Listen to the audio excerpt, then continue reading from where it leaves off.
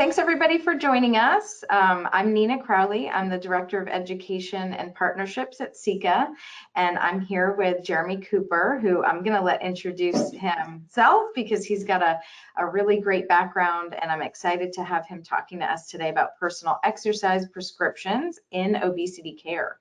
So Jeremy, thanks for being with us, and give us a little bit of background on you, and you just let me know when you need me to advance the slides and I'll move us along. Absolutely. And if you do want to go to the next slide. Okay.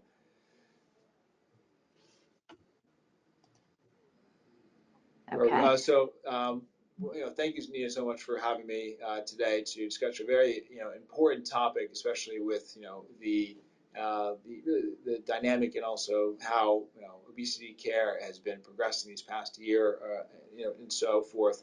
And just to give you a little bit of that background about myself, so I'm the Chief Wellness Officer at Atlantic Physical Therapy Center. So we provide prevention, rehabilitation, but also post-rehabilitation services, which I'll get into a little bit later.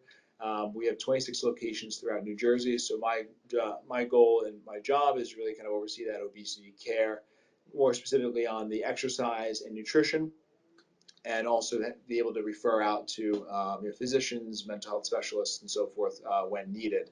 I'm also a clinical instructor at Teachers College, Columbia University, specifically teaching more of the physiology lab courses, and to really kind of help that next generation of health fitness practitioners.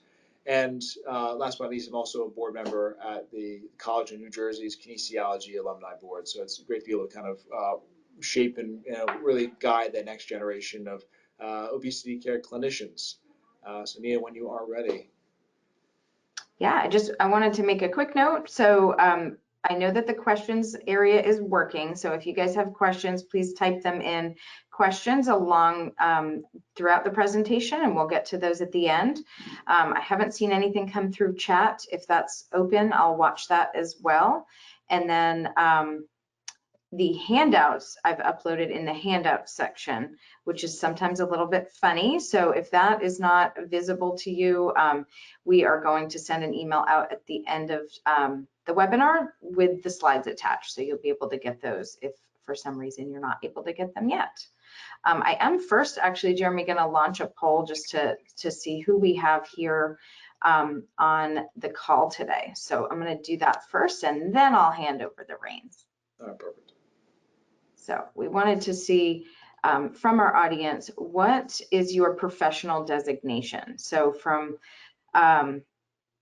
exercise, nutrition, medical, behavioral, or something else. I didn't have all the options listed there, but I'd like to kind of hear who we're talking to today.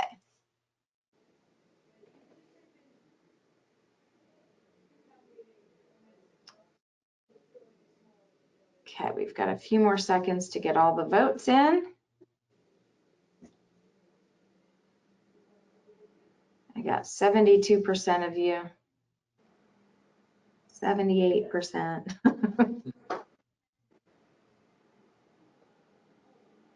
All right, I'm gonna close it and show who we have. Share.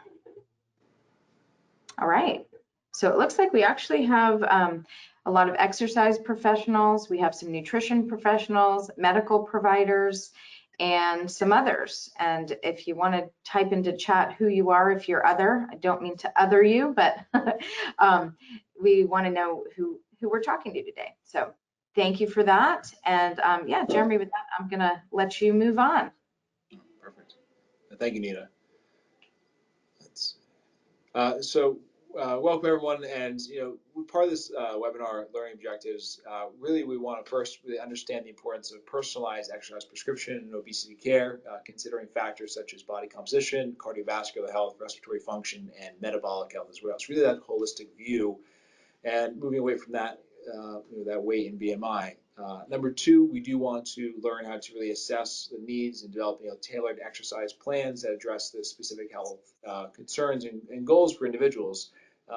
And last but not least, kind of implement strategies to kind of move beyond weight and BMI, and as I mentioned before, integrate that really holistic approach to improve overall health, and not just looking at weight, the arbitrary weight loss and obesity management.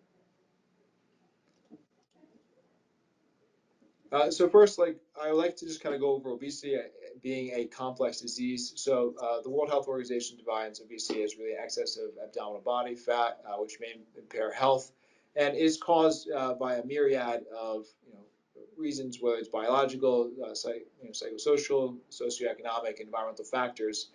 And as we're kind of looking at the different ways to categorize obesity by BMI standards, we want to make sure that we're looking at the population at the U.S. currently at 41.9% of adults currently diagnosed as obese, and research is showing that this prevalence will likely increase to around 48.9% of adults by 2030. So, as an exercise professional, there's definitely a lot more work that we have to do, but it's readjusting our focus to really help be part of the care team going forward. And so one of the big things I want to talk about is, and I think all of us here know the limitations about BMI. So BMI, it's quick, it's easy, it's inexpensive, and it's a great way to look at population, but individually, it's not a great way to directly assess body fat. And I'm not sure if some of you may have seen that Robert Wood Johnson Medical School came out with a study last year looking at the rates of obesity when they are looking at visceral or abdominal body fat, and found that the rates of obesity were quite higher than what they are currently if you look at body fat opposed to BMI. So in our program, and as an exercise professional, we've been ingrained initially to say, okay, well, BMI is really that standard, and also looking at that weight, and we're really trying to separate that and really kind of move away from BMI and help our clients to really understand that it's one of the worst metrics to look at, and to as you progress in terms of your overall progress, whether it's your weight management goals or whether we're looking at cardiovascular health along with other health outcomes.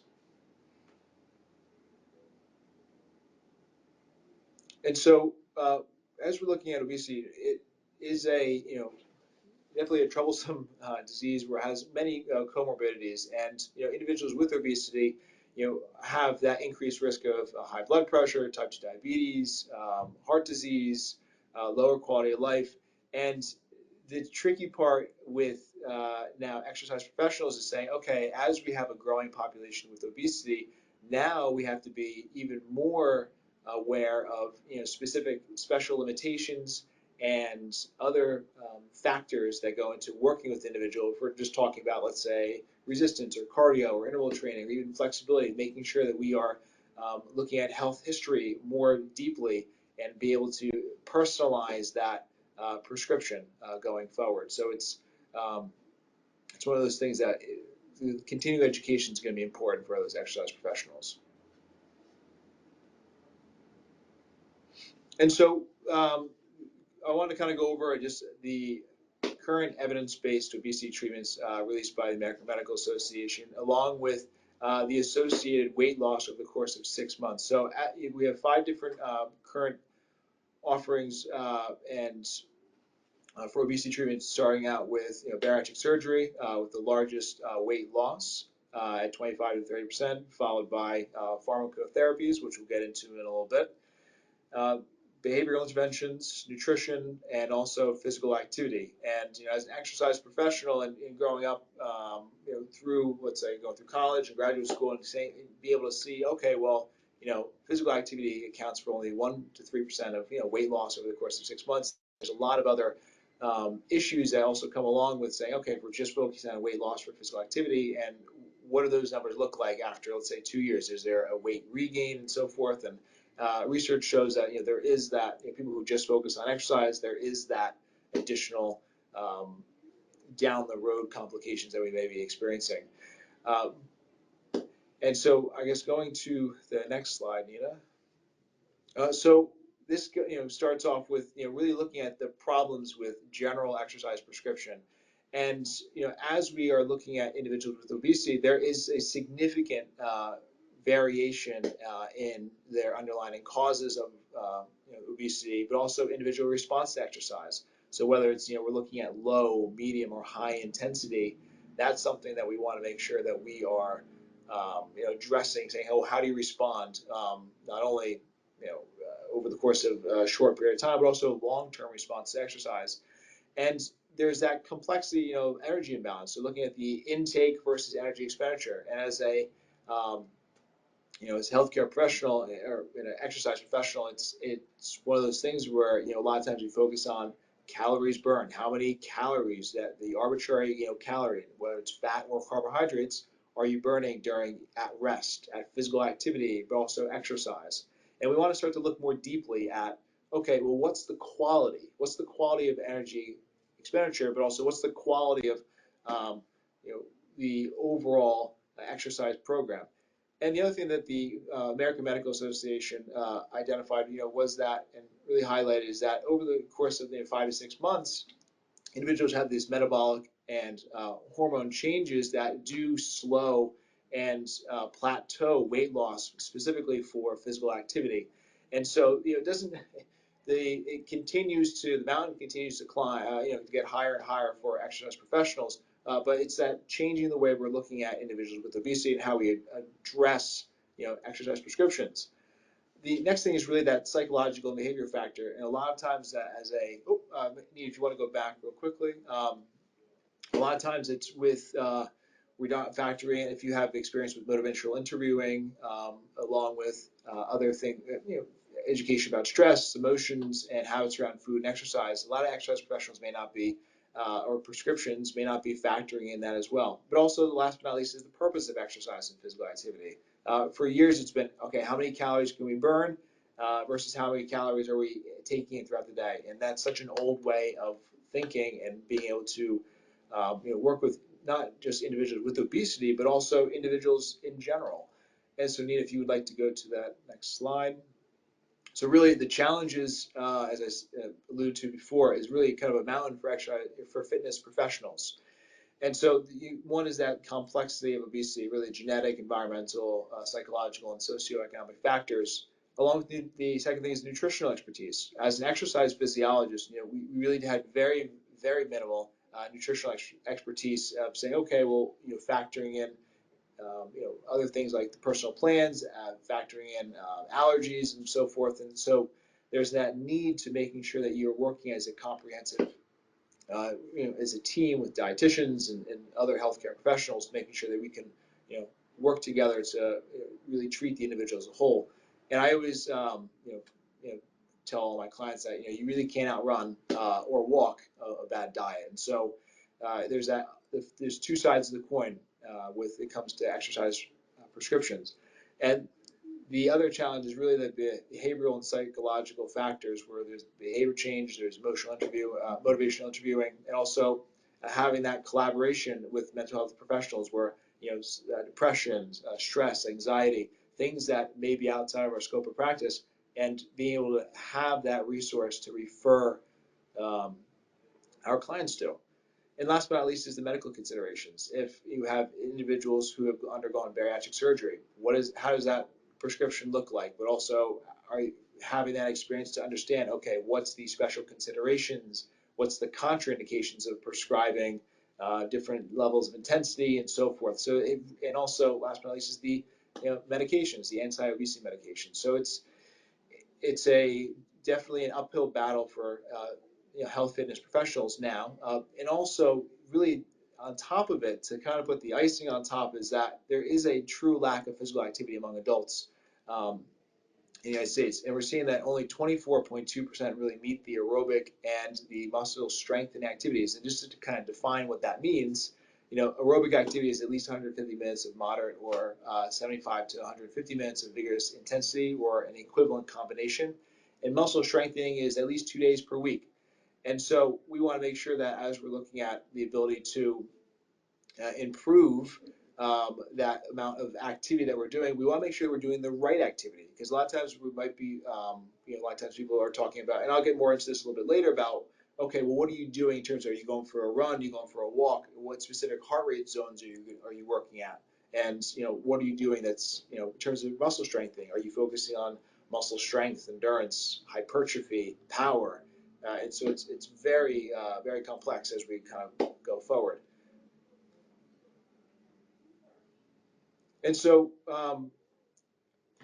I'd like to really kind of dive in a little bit to the exercise for clients taking anti-obesity medications. So the newer AOMs that are coming out, or the nutrient-stimulated hormone therapies, and with these specific medications, it's something that we want to make sure that we are recognizing that one is the effects of that reduced hunger level, slow gastric emptying, but also helping to feel fuller for a longer period of time.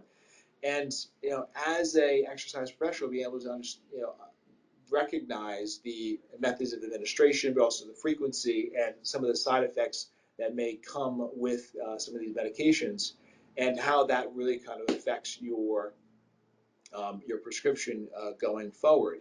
And it's one of those things where we exercise and health fitness professionals can't not. They have to look at get educated on anti-obesity medication. It would be negligent not to look at and be able to be able to understand, okay, well, how does this affect individuals? But how does it also affect, as we're going forward, their overall, that's psychosocial or psychological, but also emotional factors as well, of taking medications on top of doing other activities to support their overall health.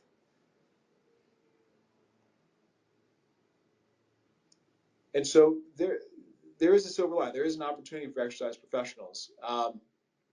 And so right now there is, that limited research to understand how physical activity really impacts the effectiveness of AOMs.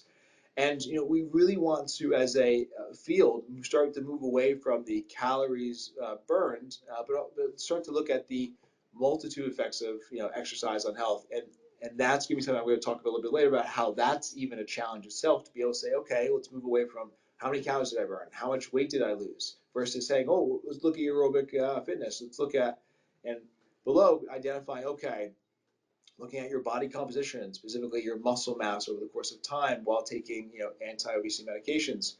That being one of the top concerns for a lot of individuals, where you are, if you're taking medications or even trying to lose weight, arbitrarily lose weight, we want to understand, like, what is that weight that you're losing? Is it the muscle? Is it the fat? Is it visceral adipose tissue? Is it hydration?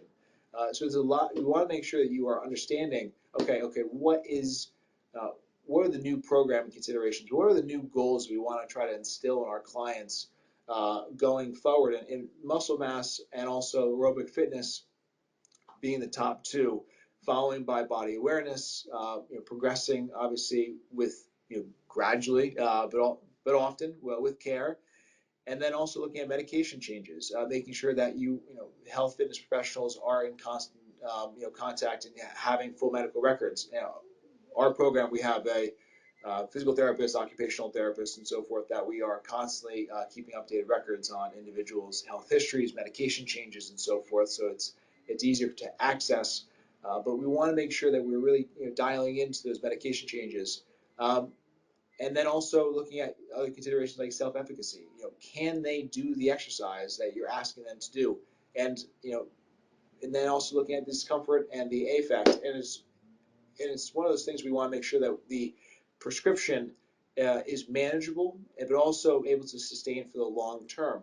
And on the right, the figure that really kind of shows the true benefit of exercise and physical activity over the course of time, looking at whether it's that body composition, the aerobic fitness, and so forth, and to really say, okay, how can we start moving away from that traditional that lens? And so one of the things I wanted to talk about initially is really the benefits of resistance training. And we talked, and that was one of the top things that we wanted to focus on, is that with individuals who are taking anti-obesity medications, okay, well, how are we measuring, how are we looking at specifically muscle mass, but how are we preserving muscle mass over the course of time?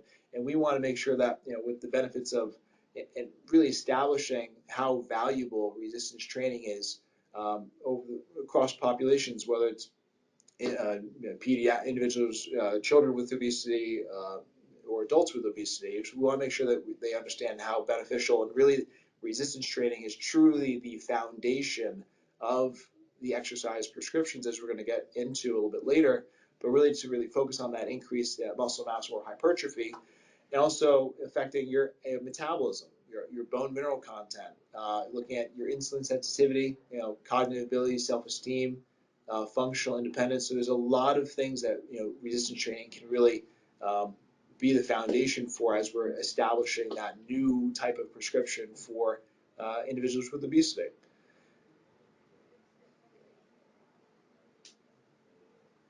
And so this diagram I really want to show, it's quite fascinating because it relates a lot to the model that we have at Atlantic Physical Therapy, is that individual starting with the progression, safe progression of physical activity, and starting from the very top. I'm not sure if you can see, individuals who are being treated for excess weight, with the new anti-obesity medications, that new SH based therapies, and we want to make sure that we're gradually and progressing safely. And so by and large, with individuals who are on medication or who are working through and working with obesity, we want to make sure that if required, you have medical clearance to participate in physical activity, whether they've had a musculoskeletal injury or they're currently experiencing cardiovascular issues like AFib. And we want to make sure that that medical clearance, it should be the first thing. Okay, as we have that initial consultation, saying, should you be seeing a physician before working with me as a health fitness professional? And that's a lot. Unfortunately, we initially say, hey, when people have the initial consultation, that's something we say, okay, come on in. We'll look at your muscle, fat, hydration, but also talk about health history and talk about whether or not you should be seeing the physician, the cardiologist, your primary care before starting a program. And so, as we're kind of looking at the presence of physical or mobility limitations that limit their ability to participate, if there is, then we're looking at participating in physical therapy. And after physical therapy, they undergo physical therapy for a certain period of time, whether it's could be a couple months to a little bit longer. Once they establish that foundation of overall physical mobility and be able to return to normal physical activity, that's when we are able to say, okay, let's refer to really a qualified exercise professional, such as an exercise physiologist. And then from there, we're able to really create that program that once they establish, they have that good foundation of muscular, strength, endurance, and power, and then be able to say, okay, they're able to move and participate in activities that's going to benefit them, whether it's the muscular, muscular health, or we're looking at aerobic fitness, or the other considerations that we talked about. And so we really want, and I think this is a great, one of the things to kind of, if you're looking at the page right now, make sure you do star this page. It's really important that we are going through the right process to make sure individuals are participating safely in activities. And that being said, Nina, if you'd like to go to the next slide. And so I'd like to talk now a little bit about what we're doing at Atlantic Physical Therapy Center and how it could be a model for your organization and also, or practice, or if you're an individual solo, there's something just to think about and to really kind of identify, okay, here's some really recommendations that could be added in to help more people with obesity.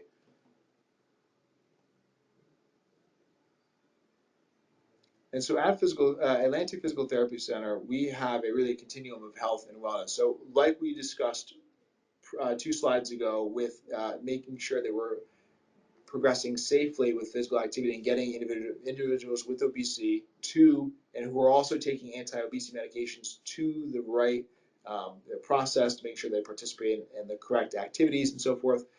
At Atlantic Physical Therapy, we have the prevention.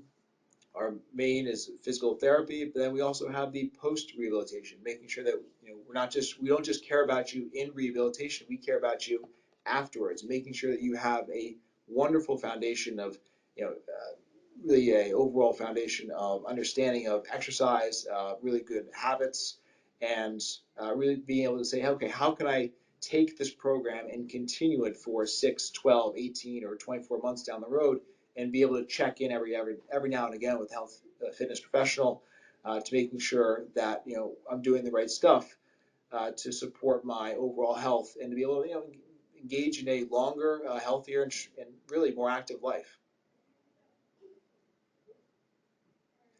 And so I'd like to talk about our medical weight management program, and this is a program that I created.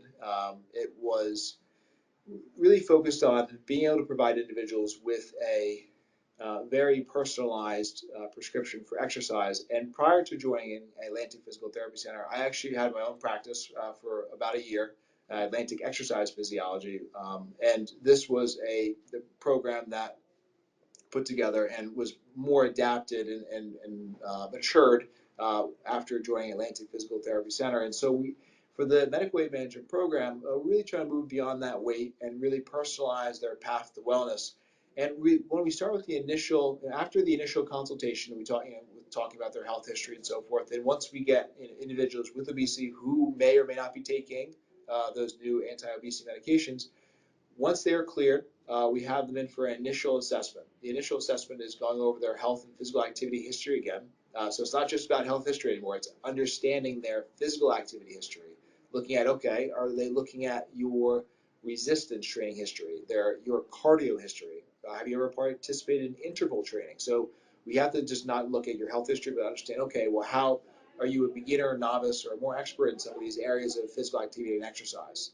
The next thing that I like to look at is your CVD or cardiovascular disease risk factors assessment, and if they people who've had, um, you know, for example, blood work as well, make sure we can bring that, take a look at the blood work as well, so I can kind of really have that identify their risk of cardiovascular disease if they haven't been diagnosed. Next thing we really like to talk about is their SMART goals, really setting, and I'm sure we're all familiar with SMART goals. And so we want to make sure that they're very specific. And when we talk about SMART goals, and we're going to get into more about what people are learning about their bodies, the SMART goals setting really evolves, really kind of flourishes with this program, because we're looking at, okay, what's the SMART goal for not just, okay, I want to be this healthy weight. Okay, that's great. We're moving beyond that weight. We're looking at, okay, how can I improve my muscle mass? How can if we're bringing weight down, what's the optimal weight of that improves muscle, decreases fat, but also, looking at your aerobic fitness as well. Additionally, during the initial assessment, we provide a VO2 max or a sub-maximal test on the treadmill utilizing indirect calorimetry. Specifically, there's a mask on the left-hand side. And we have individuals that participate in various different treadmill, bike, or rower tests based on their preference. But by and large, we provide people with treadmill tests because the heart rate ranges can translate easily to other activities and exercises. We also provide a resting metabolic rate test, medical body composition analysis, and also we provide pulmonary lung function testing and nutrition and lifestyle education as well.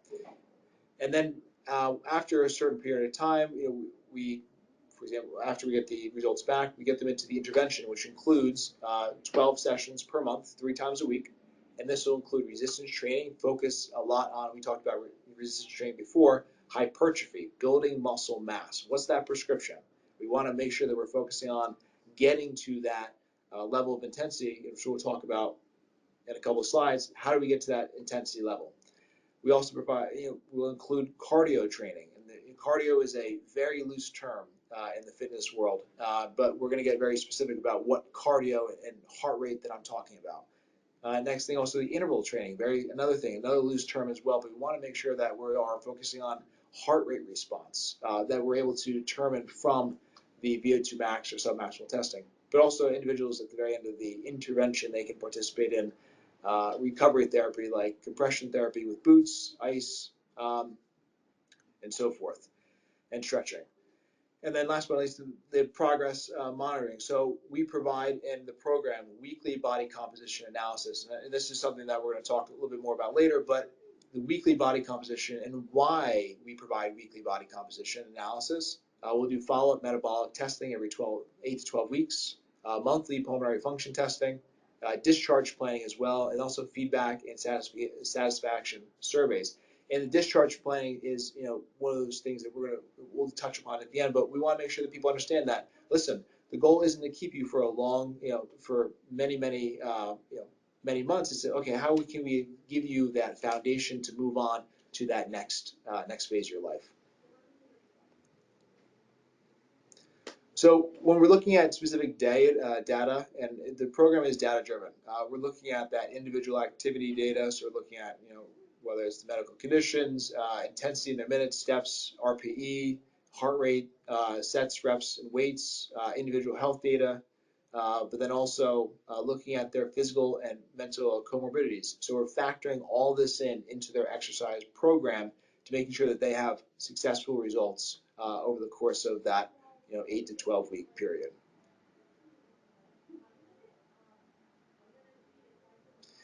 And so with the initial assessment, as I mentioned, the services that we're providing, we want to be looking at, okay, how well does the heart, lungs, and muscles interact during exercise? And as an exercise physiologist, I'm very concerned about the oxygen chain. So how does oxygen go from the atmosphere to the lungs, to the heart, to the bloodstream, to the working muscles, all the way to the mitochondria, and to be able to burn fat? And so we want to identify, okay, well, where's the breakdown? Where's the problem in the individual's cardiovascular, respiratory, metabolic systems, or body composition that's going to, at the end of the day, prevent them from improving their health, especially individuals who may have comorbidities with obesity.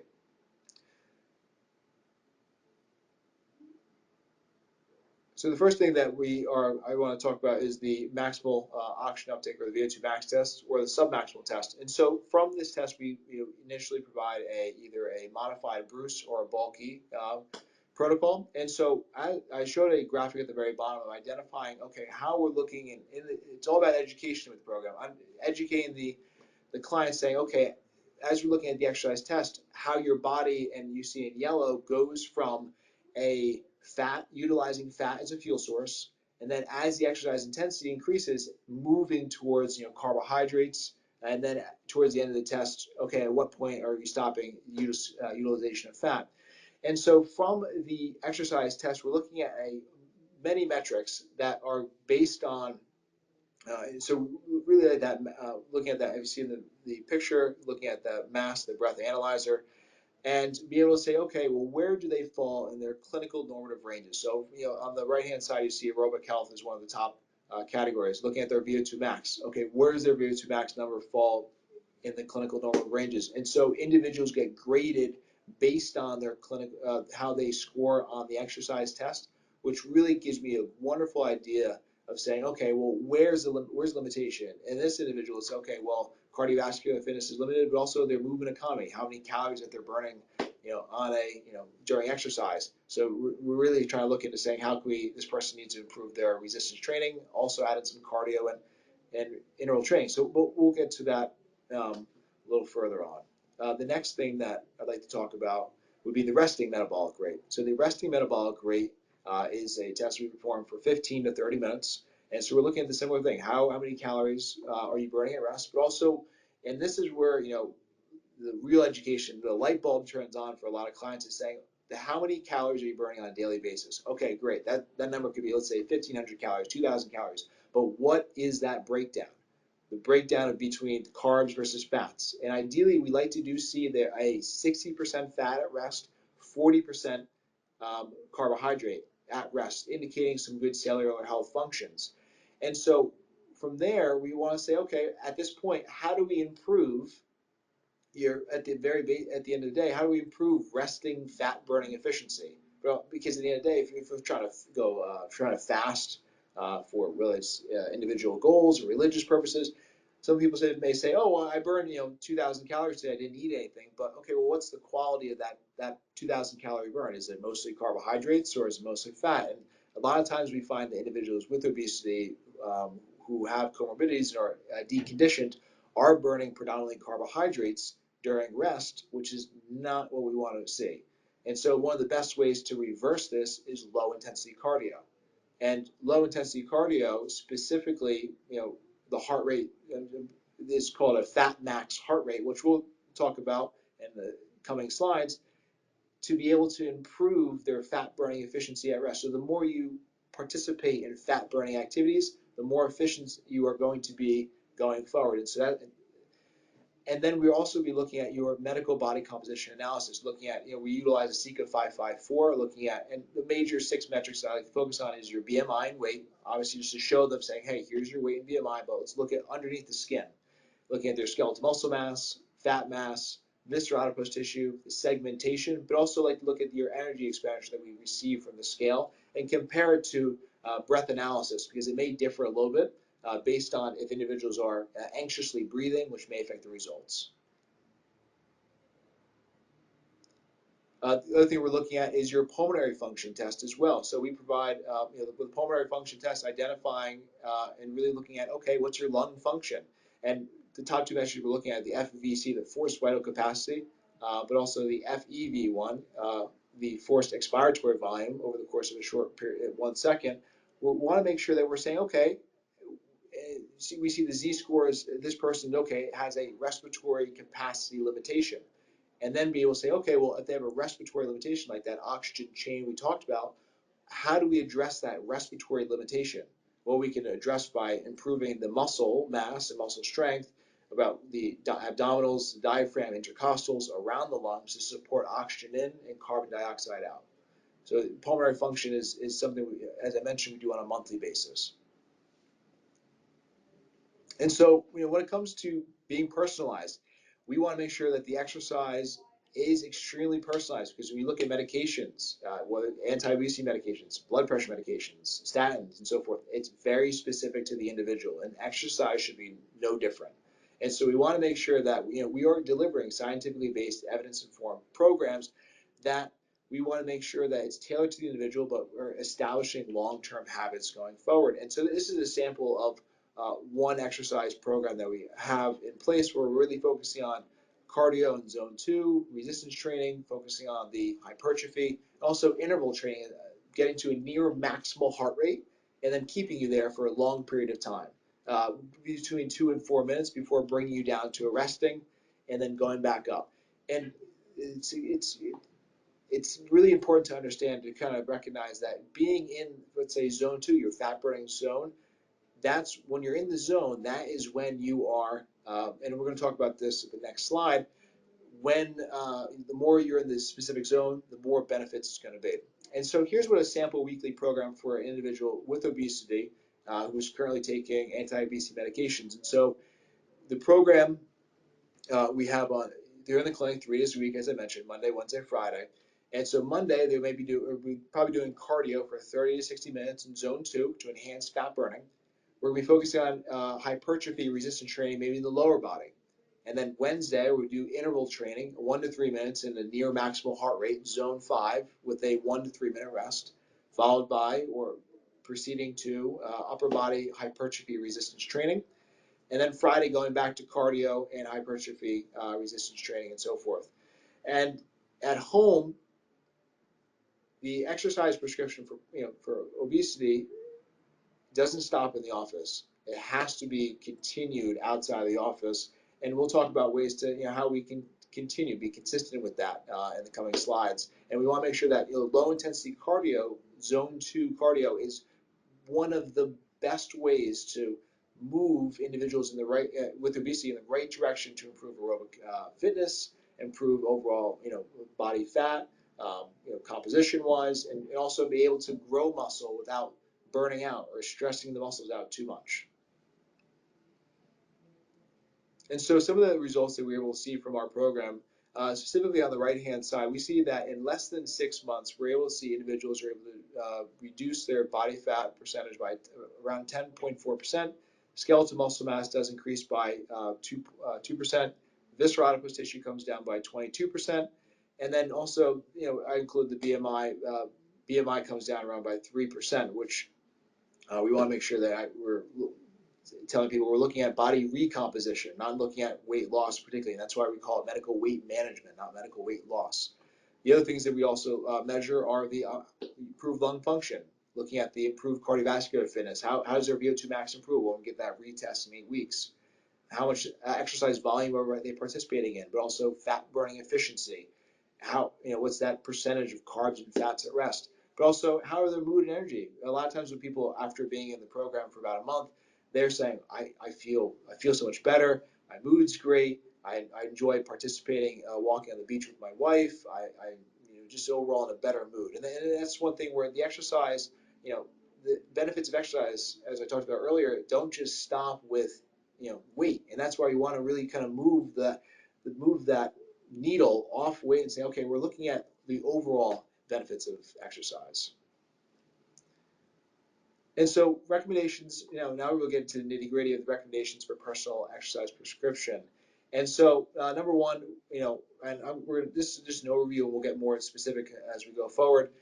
Number one is, use the American College of Sports Medicine prescription for overweight and obesity as a blueprint. So it's a great foundation to say, okay, if we don't have the advanced testing, this is a great blueprint to use, and we'll get into that in the next slide. Another thing is we're looking at your educate with body composition. So if you don't have a way to test body composition, now is the day to really kind of reassess and say, okay, we utilize CICA 554 as a clinical instructor at Columbia University. I'm also finished my PhD, my doctorate of education at in exercise physiology, and the CICA 554, the validation study was done at Columbia, and we actually have a 554 at Columbia. So it's one of those things that it's a great resource, and I'd be happy to talk more about the 554 outside of the webinar as well. But really educating, starting with the body composition is key. Number two is prescribe low intensity aerobic activities, zone 2. And we'll talk about more about that. Number 4 is really focus on hypertrophy resistant training, building muscle mass. A lot of times people are not lifting heavy enough weight, and we'll discuss why that's not the best. 5 is really promoting consistency over intensity. We want to focus on small, regular victories, and that's going to be a common theme going as we progress. Speaking of progression, we're going to also want to be progressing gradually but often. Another thing is small, regular victories. And then we are also want to be measuring body composition regularly. And last but not least, incorporate wearable technologies such as our heart rate monitor and also activity-wise. And we'll talk about that in the coming slides. So the first is the ACSM is exercise prescription for overweight and obesity, really identifying aerobic exercise, resistance, and flexibility. And so with the aerobic exercise, we look at their frequency, intensity, type, time, and type, and this is similar for resistance and flexibility. The prescription does fall into the general prescription, and we want to make sure that it gets a little more tailored. But for example, there's a lot of things we can definitely pull and utilize from the prescription, such as the frequency, making sure 5 or more days per week, intensity, starting out moderate, but specifically with individuals with obesity, starting out with low intensity cardio and then working your way upwards. Time wise, making sure we get that 30 minutes a day at a minimum, increasing to 60 minutes as we talked about. Resistance training, 2 to 3 days per week. Intensity is in that range of the for hypertrophy, the 60 to 70% of 1RM, and gradually increase and progress as they go forward. And then sets and reps we'll get more into when I talk about hypertrophy training, but also flexibility. We can't forget about flexibility. Stretching afterwards is paramount to recovery as we go forward.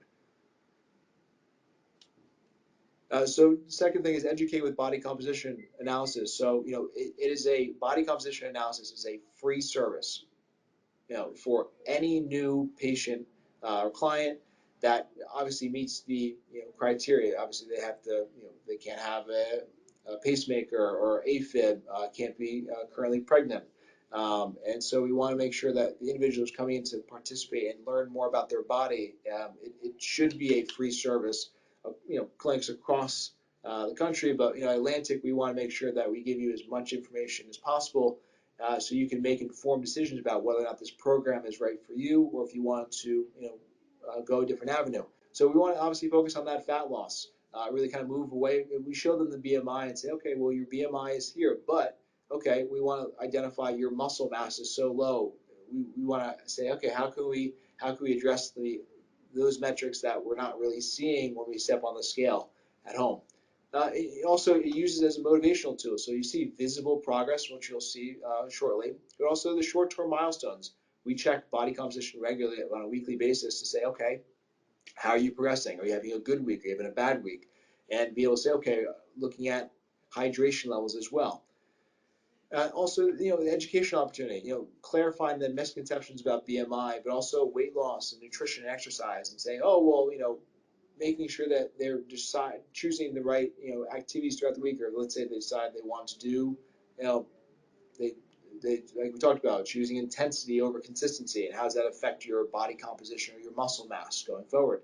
And also, this really helps guide the exercise prescription, because if you're doing too much activity, too much resistance training, too much cardio, too much interval training, and you're trying to support an individual who's managing obesity with also anti-obesity medications, you may see, okay, the muscles don't have enough time to recover, and you see that muscle loss. And so the next thing that I'd like to talk about would be starting with low intensity cardio. So as we talked about the zones, zone 1 through 5, people have an Apple Watch, they're familiar with the zones.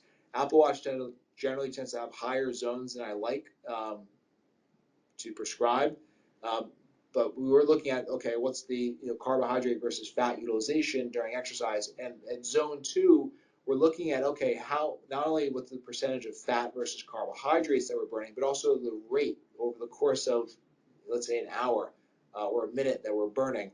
And we want to make sure that people are at that fat max, that opportunity to burn fat, to really focus on improving that heart health and fat metabolism, but also supporting those long-term health improvements.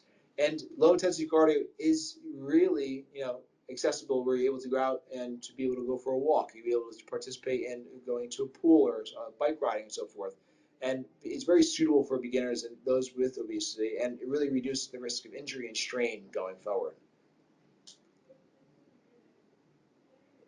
The next thing, I've talked a lot about resistance training as the foundation, and I'm gonna, that's something I'll always preach, is that individuals should be participating in hypertrophy resistance training. And so, as you see on the right-hand side, the recommendations for different volumes for specific goals. We have muscular strength, endurance, power, hypertrophy, and so we want to make sure that we're getting to an intensity of 67 or to 85% of their one repetition max. And a good way to identify that is not necessarily doing a one repetition max test, which is by and large unsafe for the individual who may have maybe a beginner for resistance training.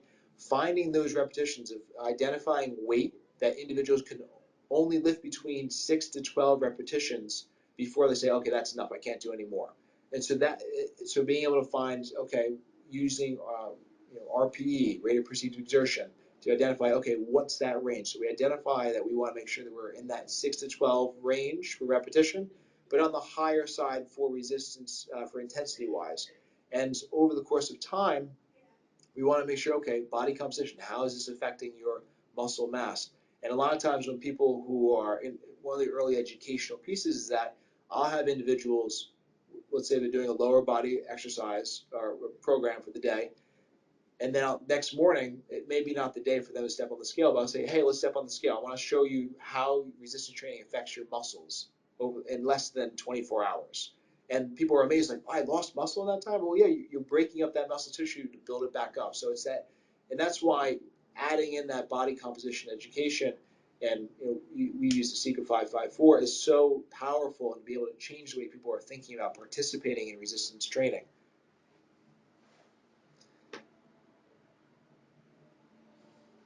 And so really, we want to promote consistency over intensity. And so, low intensity cardio is a great way to focus on the consistency of making sure that we're setting that realistic goals. Looking at the long-term vision of saying, okay, we want to make sure we're hitting those long-term volume over the course of the week, rather than like a day goal of saying, let's do 30 to 60 minutes. Let's try to hit that over the course of the volume of the week, that a little bit longer term of a goal, but also over the course of a month. We want to also build a routine. Get a fixed schedule, under a certain amount of time, saying if we can't do 30 minutes over the course of, let's say, one period, how do we break it up into 10 minutes here, 10 minutes there, 10 minutes at the end of the day, to accumulate over the course of the day to get to that 30 minutes at a minimum. And then eventually, establishing those habits to be able to say, I really love participating in my low intensity cardio on a daily basis. And so we want to make sure that it's flexible. That's a big thing. Everyone's busy, and we want to make sure that it's the program, the exercise, prescription is adaptable. People are able to. Let's say I have a couple of clients who are on business trips. Okay, well, hey, listen, we usually are lifting weights in the office. Here's some resistance bands. that we can use, and we adjust the sets, reps, and so forth. But then we want to make sure that we're able to adjust for the daily energy levels, time constraints, and other commitments as well. The other thing is the client education, really the importance of consistency and identifying over the course of time, how does it affect my overall health benefits. And then another thing is avoiding burnout, making sure that we're not doing too much too quickly and establishing those small habits. And last but not least, really establishing a nice environment, involving those friends and family as well to support them and going for that walk, going for the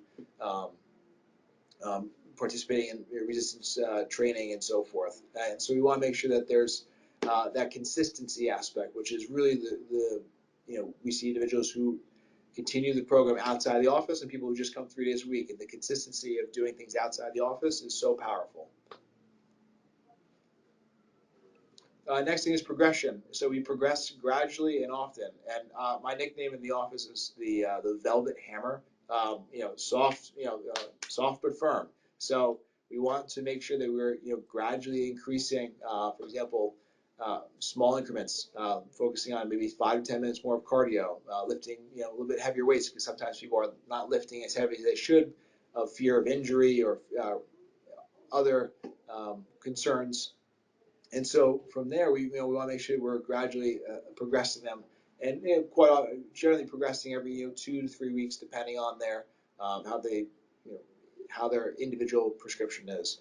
Next thing is really to diversify the activities. Utilize cross training between a bike and a treadmill to making sure that we are addressing, for example, different levels of cardio. And also focusing on, okay, if we're utilizing bands versus weights and so forth, making sure that the resistance is still within that hypertrophy range.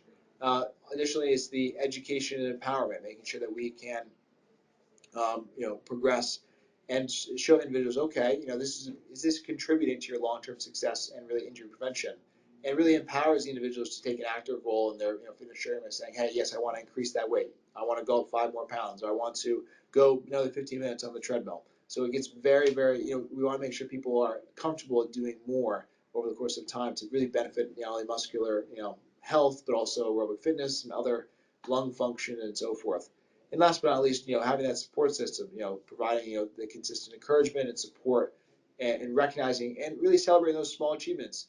And that's really the big focus on the personalized prescription, is really those small achievements and being able to say, okay, hey, listen, we're improving in, whether it's your cardiovascular fitness, we're improving in muscle, fat, visceral adipose tissue, hydration, we're improving in time on the treadmill, time in lifting weights. And so we want to make sure that we're really celebrating those small victories, because to individuals with obesity, they're monumental, especially those dealing with other comorbidities as well. And so the other thing is medical body composition analysis. We provide it on a weekly basis. So it's really that the client education, understanding those metrics and saying, okay, well, what is a skeletal muscle mass? How is body fat different from visceral adipose tissue? And really interpreting the results, making sure they have a really firm understanding of saying, okay, these are what the results are, and here's why I should be focusing on fat instead of weight.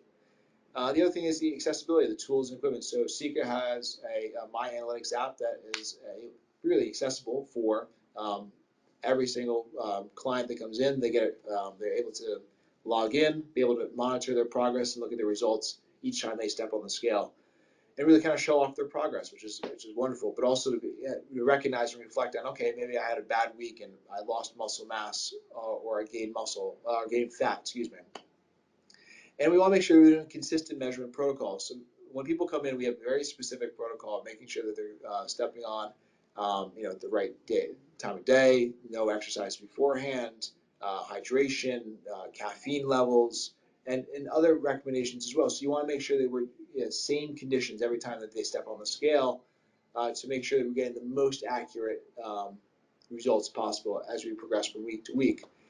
And the progress tracking and feedback. I think that Sika does a wonderful job with the visual feedback, and really showing clients, saying, hey, listen, as you progress over time, reinforcing those positive changes and motivating as they continue going forward. And last but not least is really integrating the data into personalized plans. A lot of times, as on a week-to-week basis, I'm looking at, okay, hey, we need to adjust your resistance training, maybe you're not feeling too well. Let's say, oh, I'm really, really sore after a couple of days, or I need to adjust what I'm doing. And that's where we say, okay, well, we looked at the overall, looked at their body composition and say, okay, well, how can we adjust based on their muscle mass, and also changes on a week-to-week basis. So really incorporating that data is so powerful to make sure they're doing the right, the right thing. And so this is where, with the medical body composition analysis, we provide this on the weekly basis. And so this is something where I want to kind of show the difference and identify, okay, so this is someone that is currently working with us, and over the course of, a couple months, she's been very diligent about doing things outside of the office, and she's been doing the low intensity cardio. She's even adopted the high intensity interval training, which is something that I only really like to provide in the office, but she's someone who is really worked at it and has built up the confidence to do it outside the office. And over the course of time, we're seeing a wonderful, a drop in body fat percentage by 19.6 pounds. And I say, okay, well, wonderful drop in body fat, but also she knows not to look at the weight as much. But we want to make sure, okay, over that week-to-week basis, okay, how are we progressing? It's not always a straight downhill line. There's weeks that we may not have, those positive changes that we're looking at. And the next slide will show specifically the muscle mass, but then also visceral adipose tissue.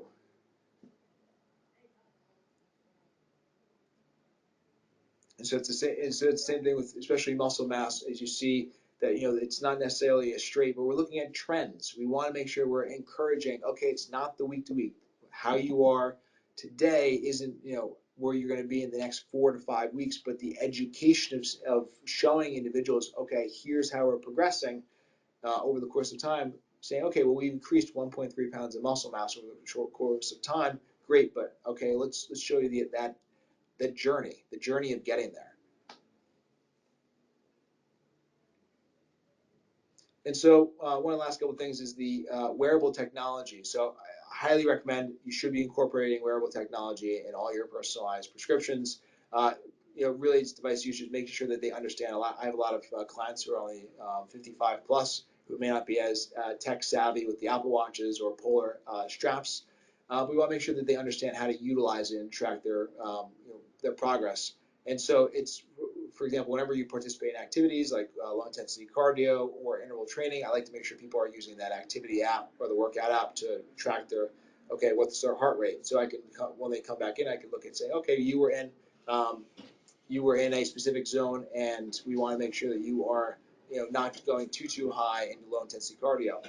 The other thing we're looking at is really that data analysis and insights. Say, okay, there's additional reports that we can factor in that I may not be necessarily looking at, or it may be important to the individual. And so we want to make sure we're factoring in those as well. We're having those actionable feedbacks of saying, okay, well, here's the insights based on your volume of exercise that you're accumulating over the course of time. And I really recommend those two really devices. Really, the Apple Watch, because it's not just because it's Apple, but it's one of those things that the functionality and how diverse its capabilities are. But also the Polar H10. If you want a very basic way to track heart rate, Polar H10, that chest strap that you see in the picture above, you're able to get a Polar Flow app that you can really basically connect and track your heart rate, because that's really what we want to focus on, is that heart rate tracking over the course of time. And making sure they're doing the right, let's say, zone 2 work or high intensity interval training to enhance fat burning, improve aerobic health, cardiovascular fitness, improve lung health as well, and go from there. And so some of this is the last thing I really want to talk about, is really the challenges with personalized exercise prescriptions, reflecting on the week-to-week, and really since the program started, is really emphasizing the health benefits. So really it's one of those things that, I've had someone this last week said to me, I can't see aerobic fitness in the mirror, so why should I care about it? And I'm like, okay, well, it's something we want to make sure we're moving beyond that and understand why it's important. The other thing is measuring those outcomes. A lot of times you don't have the resources to measure body composition, cardiovascular fitness, lung health, metabolism, but body composition should be the foundation of your outcomes that you're measuring, so we can identify if it's a positive change in weight, whether it's muscle or fat, but also balancing the physiological limitations versus client goals. A lot of times the individual may have a goal of participating in a half marathon, but their physiological limitations would suggest that they should participate in more low intensity activities and lift weights. And the last really thing is that moving that away from the weight and BMI, because everyone's always like, what's my weight? What's my BMI? And really kind of really harp on that. It's not, and that's the biggest thing. We want to make sure that we're really trying to move people away from that weight and BMI. And last couple is really just measure and battling misconceptions about weight loss, exercise, and obesity, because everyone has TikTok, everyone has social media that they think, oh, I should be doing running at 10% incline, 3% speed to really burn fat. And we want to make sure that you're providing people with the information about their bodies, not somebody else's, to improve their overall health. And last but not least is nutrition. It's really saying, okay, the people are, maybe you can't outrun a bad diet, but we want to make sure that people are choosing the healthy foods based on their resting metabolism and other factors to really move the needle in the right direction. And I believe that is the last slide.